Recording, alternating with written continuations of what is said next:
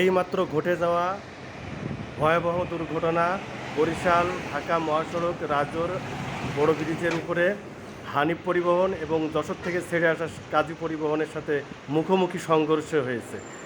এতে করে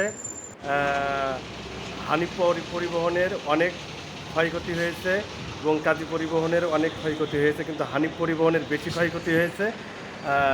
এখানে দেখছেন যে অনেক যাত্রী সামনে ছিল, তারা অনেকে আহত হয়েছে, একজন নিহত হয়েছে বলে জানা গেছে।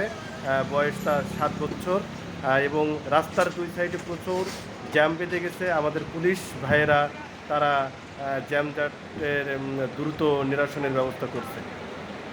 এটা জানা গেল যে একটা ইজি বাইকে বাঁচাতে যে দুই বাসের মুখোমুখি সংঘর্ষ হয়েছে বলে আমরা জানতে পারি। দেখেন হানিফ পরিবহন ঢাকা মেট্রো এটা বরিশাল থেকে ছেড়ে আসা যে পরিবহন, এর সামনে এবং পিছনে দুই দিক থেকে বড় ধরনের ক্ষতি হয়ে গেছে।